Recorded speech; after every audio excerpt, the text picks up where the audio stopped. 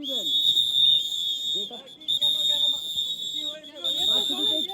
ভার্সিটিতে দুই পক্ষের একটু ঝামেলা হয়েছিল, একটু হাতাহাতি হয়েছিল, সেটা পরবর্তীতে মামলা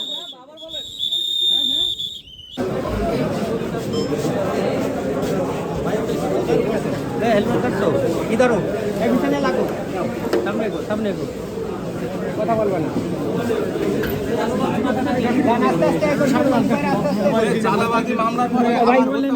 ভাই প্লিজ কথা বলেন না।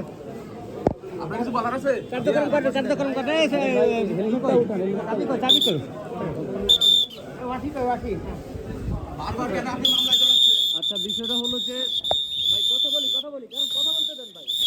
আরে ভাই কথা তো বলতে দিবেন।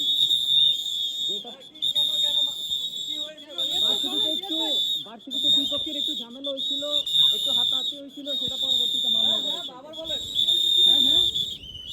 ভার্সিটিতে দুই পক্ষের একটু হাতাহাতি হয়েছে, সেটা পরবর্তীতে মারামারিতে জড়াইছে। আদালত কি বলছে? আদালত কথা তো বলতে দিবেন নাকি? আরে ভাই কথা তো বলতে দিবেন। বিষয়টা হলো যে আমরা পার্মানেন্ট ক্যাম্পাসের জন্য ক্যাম্পাসে গেছিলাম, তখন আস্তে আপনার এর আগে তো আপনার বিরুদ্ধে চাঁদাবাজির অভিযোগ আছে।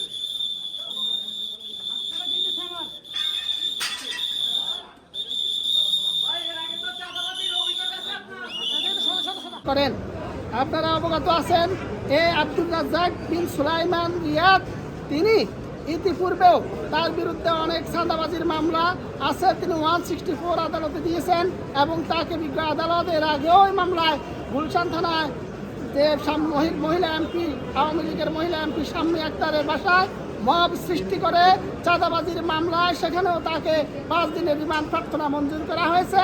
এই আসামি সমন্বয়ক পরিচয় দিয়ে ঢাকা শহরের বিভিন্ন অভিজাত এলাকা, বিশেষ করে গুলশান, বনানী, বাড়িধারা, উত্তরা সহ ধানমন্ডি, মোহাম্মদপুর বিভিন্ন এলাকায় তার চাঁদাবাজ বাহিনী নিয়ে চাঁদাবাজিতে সবসময় ব্যস্ত থাকার কারণে এবং মব সৃষ্টি করে সাধারণ শিক্ষার্থীদের উপরে আক্রমণ করে প্রেসিডেন্সি ইউনিভার্সিটির ক্যাম্পাসে অত্র ক্যাম্পাসের ছাত্র নির্জন সর্দার বাদনের উপর আক্রমণের মামলায় আদালত তাকে 5 দিন রিমান্ড প্রার্থনার প্রেক্ষিতে 2 দিন রিমান্ড প্রার্থনা মঞ্জুর করেন।